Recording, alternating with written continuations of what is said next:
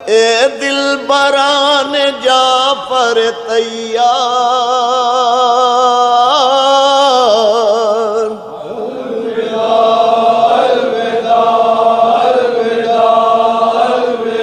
اے دل بران جعفر تیار،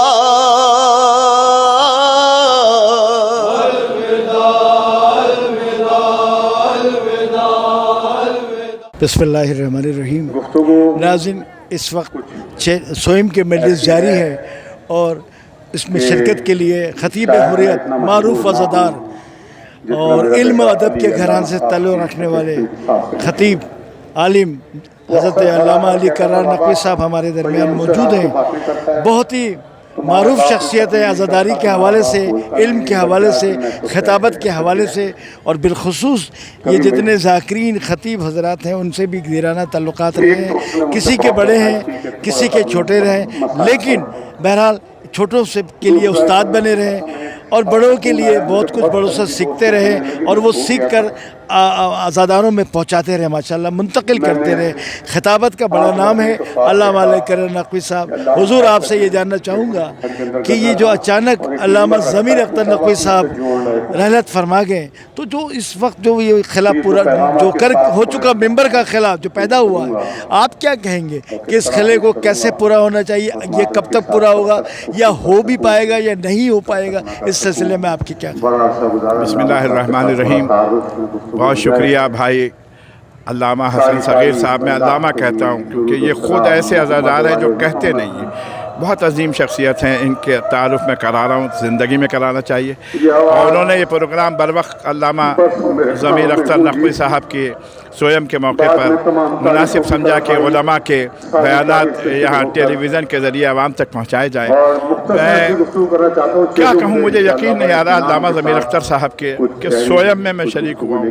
یقین جانیے، یہ یقین بالکل یقین نہیں تھا کہ علامہ صاحب ضمیر بھائی، جن کو میں ضمیر بھائی کہتا ہوں، ان سے میرے جب سے وہ ہندوستان سے آئے تھے 1967 سے، جب سے میرے دیرینہ تعلقات تھے، گھریلو تعلقات تھے ان سے، میں کیا بیان کروں۔ آپ کا سوال تو بڑا اچھا سوال ہے کہ علامہ صاحب کا، پہلے تو میں یہ کہہ دوں کہ تعزیت کے موقع، میں اس موقع پر سوئم کے موقع پر تعزیت کرتا ہوں ان کے تمام اعزاء سے، رشتہ داروں سے، دوستوں سے، احباب سے، ملنے جلنے والے سے، اور تمام مومنین کرام سے، تمام عزاداروں سے تعزیت کرتا ہوں کہ ایک ممبر کا ایک عظیم الشان خطیب اللہ نے اس کو بلا لیا اپنے پاس۔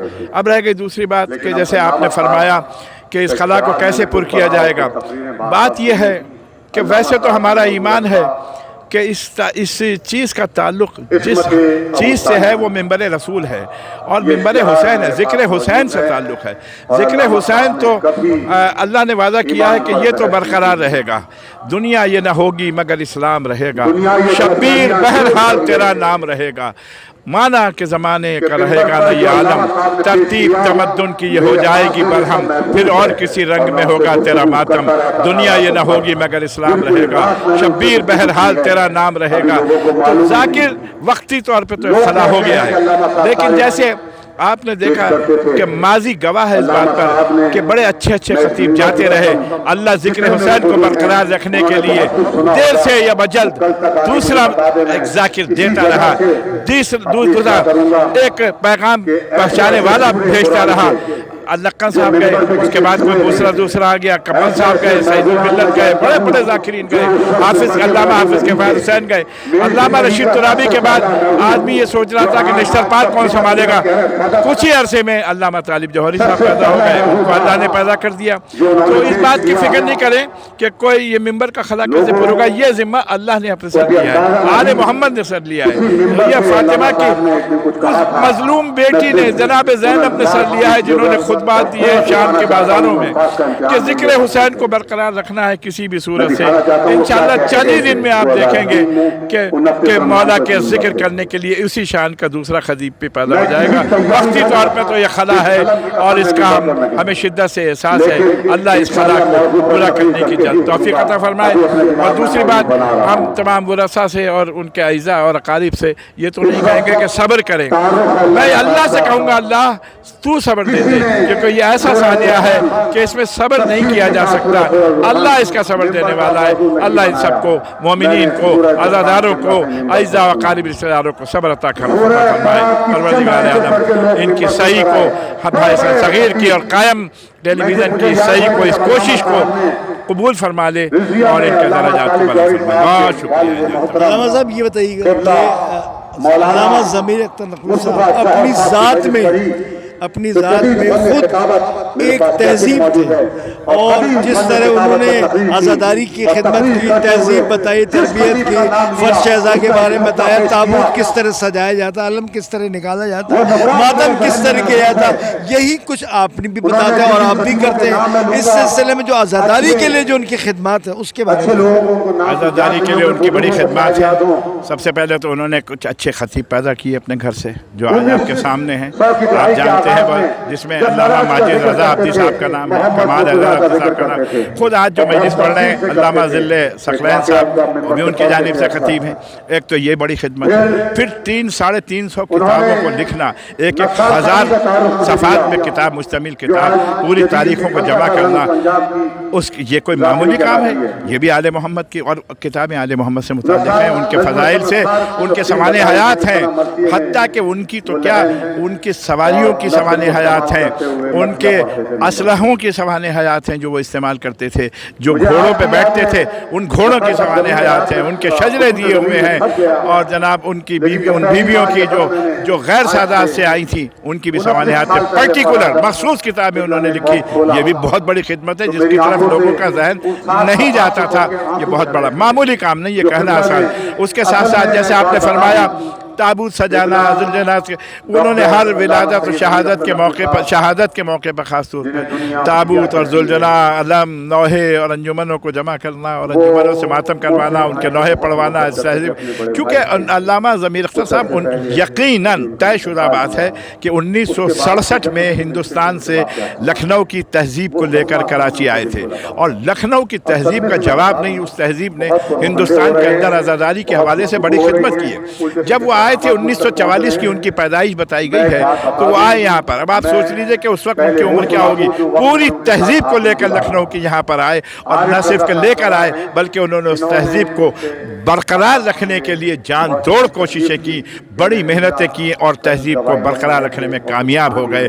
यहाँ तक कि उन्होंने जनाब एक ऐसी तहज़ीब से पाकिस्तान के लोगों को, नौजवानों को, जिन्होंने तहज़ीब को नहीं जानते थे, जिन्होंने देखा नहीं था, जो यहाँ पैदा हुए थे, उन तक इस पैगाम को पहुँचाया कि तहज़ीब किसे कहते हैं, तमद्दुन किसे कहते हैं। क्योंकि मजलिस हुसैन, आज़ादारी हुसैन सिर्फ मातम का काम नहीं है, सिर्फ मातम का नाम नहीं है, वो तो एक तहज़ीब का नाम है। वो उठने बैठने के सलीक़े से आगाह करती है, वो इंसान से अखलाकियात को से आगाह करती है, वो बड़ों का एहतराम सिखाती है, बच्चों को से मोहब्बत करना सिखाती है, रिश्तेदारों से प्यार करना सिखाती है और आपस में सबसे बड़ी बात यकजहती सिखाती है। इख्तिलाफ़ात को, क्योंकि करबला में 72 थे, जहन 72 होंगे, लेकिन एक मरकज़ पे हुसैन ने जमा करके बता दिया कि देखो ये होता है इत्तेहाद, देखो ये होती है यकजहती। ये एक पैगाम उन्होंने दिया और कौम को मुत्तहिद बहरहाल रहे। उनके ऊपर बहुत से एतराज़ात भी हुए, बड़े वज़नी किस्म के एतराज़ात भी हुए, जिसके वो पूरे सलीक़े के साथ उसके जवाब दे के लोगों को मुतमईन करने की कोशिश करते रहे कि किसी सूरत से उन एतराज़ात का जवाब लोगों तक पहुँचे और लोग उसको समझने की कोशिश करें। बहरहाल मैं आगे क्या कहूँ, ज़मीर अख्तर साहब तो एक तारीख़ हैं, एक बहुत बड़ा ज़माना है, एक बहुत बड़ा हिस्सा है उनके लिए। तो मजलिसें होती रहेंगी, ज़िक्र आते रहेंगे, नए नए गोशे से लोग हमकनार होते रहेंगे। और मेरे पास तो यकीनन वो ज़माना जब अल्लामा तालिब जौहरी साहब 1970 का ज़माना है, उस वक्त अल्लामा ज़मीर अख्तर साहब मेरे घर के ऊपर बैठे रहते थे, बहुत ज़्यादा रातें गुजरती थीं और बड़े बड़े वाक़यात मुझे याद हैं। मेरे पास वो जब से सन 67 से आए हैं, जब से मुझसे उनके ताल्लुकात थे। अल्लाह मियाँ उनको अपने जवारे जगह अता फरमाए, पंजतन पाक का साया रहे और रज़िगार मोहम्मद व आले मोहम्मद अलैहि सलाम की क़ुर्बत नसीब फरमाए। आपने कहा कि कुछ लोग ऐसे थे जो तरह तरह के एतराज़ात करते थे और वो नाक़दीन, लेकिन क्या ये सही नहीं है? क्योंकि मैं जहाँ तक जानता हूँ कि आप ख़ुद भी जनाजे में शरीक थे। क्या जनाजे की शान और शौकत इस बात को उनके ख़यालात को रद्द नहीं कर रही थी कि मौला ने अपने ज़ाकिर को कितनी इज़्ज़तों से नवाजा और किस शान से जनाजा उठा? नहीं, उन्होंने जो असल में जनाजे की जो इज्तिमा था وہ ان کا اس وجہ سے تھا کہ انہوں نے ولایت امیرالمومنین علیہ السلام پر جو مجالس پڑھی ہیں، جو فضائل بیان کیے ہیں، اس کا جواب نہیں تھا، اس کا جواب نہیں تھا، اس لیے وہ جنازہ تو مولا نے اسی شان سے اٹھوانا تھا اور اٹھایا۔ لیکن اس بات کے اوپر سوالات کرنے والوں کے سوالوں پر غور کرنا چاہیے کہ کیا ہے یہ جل کے کہہ رہے ہیں، حسد میں کہہ رہے ہیں، بلکہ جو سوالات کرنے والے تھے الٹا معاملہ ہو گیا، اس سے اور شہرت ہو گئی، الٹی اور شہرت ہو گئی، الٹا اور اجتماع ہو گیا اس میں۔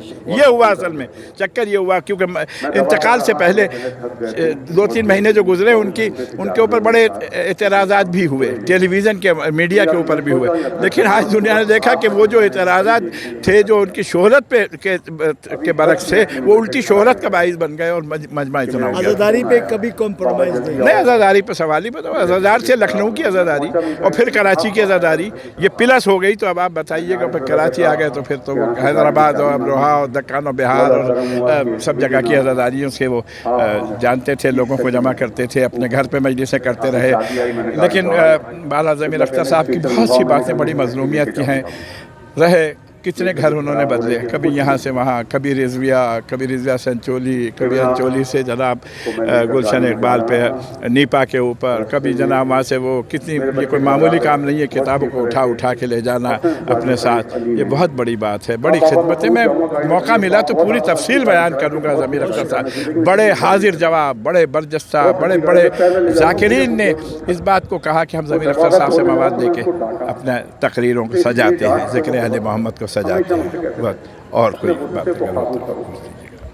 بہت شکریہ علامہ علی کرار نقوی صاحب نے علامہ ضمیر اختر نقوی صاحب کی اچانک رحلت پہ اپنے تاثرات قائم ٹی وی کو پیش بتایا۔ اللہ آپ کو سلامت رکھے۔ اے دل بران جعفر تیار،